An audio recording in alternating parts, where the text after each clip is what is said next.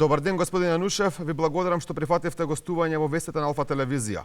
Во текот на корона криза, владата донесе голем број мерки за кои велат дека помогнале или ќе помогнат во справување со оваа ситуација. Беа донесени низ економски мерки, за кои последната беше сватена како предизборен подкуп. За бизнисот и за синдикатите, овие мерки не биле доволни, не биле вистинска помош во економијата. Кој е вашиот став околу овие мерки на власта? Најпрво, добар ден, поздрав за гледачите на Алфа телевизија, ви благодарам на поканата. Видете, најголемиот репер дали се добри или не мерките, дали воопшто мерките ги има или не, се показателите кои што секојдневно ги гледаме. Еве во два сегменти да ги поделиме тие работи. Едната е нормално примарната, најбитната за сите нас, тоа е во однос на мерките за здравствената, наминување за здравствената криза, и секако вториот сегмент е економската. Нити во еден сегмент немаме нешто со кое што може да се пофалиме. Освен што можеби, како што веќе неколку пати Заев и оние малкумина кои остана околу него во СДСМ и во владата кажуваат дека се е под контрола и дека се е во ред. Напротив, не е ништо под контрола и не е ништо во ред.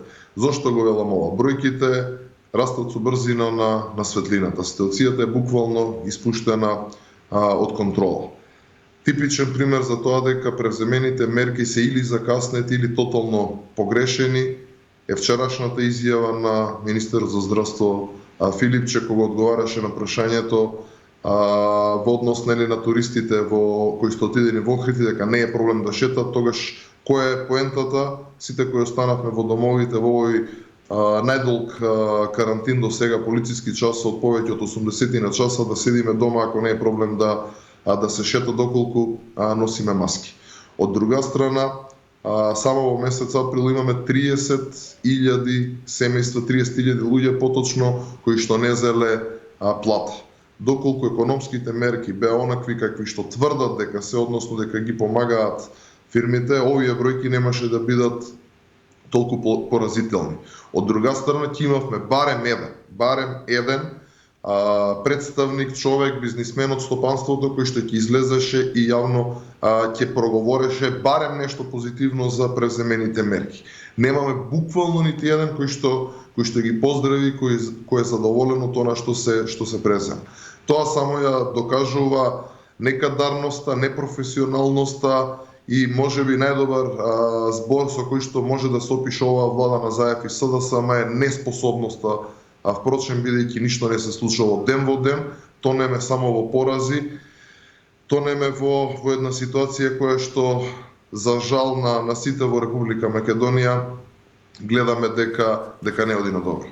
Го спомнавте полицискиот час, токму околу тоа ми е второто прашање. Владата донесе одлука во 4 градови и неколку помали општини да има 80-часовен викенд карантин. Тоа предизвика, како што спомна и ти, голем број граѓани од овие градови да заминат во туристичките места низ Македонија. Дали според вас оваа мерка беше добро промислена или пак беше непромислена и избрзана? Дефинитивно е непромислена и избрзана. Прво се донесе мерката буквално во 5 до 12 и луѓето нема време буквално никој да реагира. Јас и пред во изминатите денови имав едно видео обраќање на социјалните медиуми каде што јавно ги повикав и Заев и Филипчи и останатите да излезат малце по улиците, да прошетаат низ градовите и да видат што всушност предизвикуваат. Бидејќи беше тотален хаос. Тотален хаос во маркети, по пазари, во аптеки. Од една страна цените на производите, односно на продуктите отидоа нагоре, од друга страна такви гужви каде што беше едноставно невозможно, колку и да луѓето сакаат да се придржуваат до мерките, да се придржуваат до истите. Земете ги за пример овие три работи кои што ги кажав: пазарите, маркетите и аптеките. Невозможно е да се применат мерките, бидејќи се директен резултат, она што се случува е директен резултат на она што владата го прави. Да се направеше барем неколку дена, да се најавеше порано, луѓето ќе имаа време да се подготват. Од друга страна, бројките што кажуваат дека негде најмалку 40.000, а можеби многу повеќе, многу дупло повеќе, значи граѓани од Скопје го напуштија главниот град и се упатија секаде низ Република Македонија.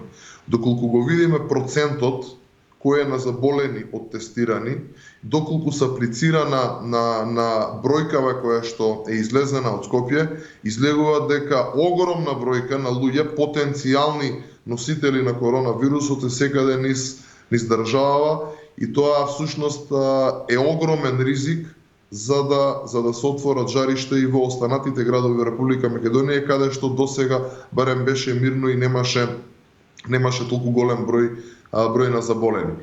Од друга страна, да не забораваме дека имаше неколку општини кои гравитираат околу Скопје.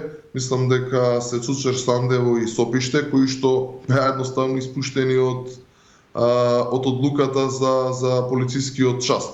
Што само по себе докажува дека се носат мерки колку само за да се донесат, за да се каже дека еве нешто се прави. Но тие мерки гледаме дека не даваат резултат, односно не вродуваат со плод. Ја гледам и денешната изјава на Филипче која што вели: ворете, нормално е да имаме сега зголемување на пикот, но се е под контрола. Не е ништо под контрола. Ако тврдите дека имате 15 на семејства од каде што доаѓаат 90% од ново заразените, тогаш не гледам никаква логика да ја затворите цела држава. Апсолутно. Од таа причина, повеќе пати сме кажале дека неспособноста, безидејноста, а за жал на сите нас, во последниот период, последниве недели гледаме дека и паниката кај нив го очајната ситуација во која се наоѓаат, дополнително предонесува за нервозни, избрзани одлуки кои што, уште еднаш ќе повторам, за жал одат на штета на граѓаните на Република Македонија. Ви благодарам, Јанушев, за гостувањето во вестите на Алфа телевизија. Благодарам на поканата и уште еднаш поздрав за гледачите на Алфа телевизија, за сите граѓани во Република Македонија и уште еднаш ќе порачам, чувајте се, најбитно од се е здравието, ќе помине и оваа голгота заеднички ќе се избориме за подобро утре. Ти благодарам. Благодарам.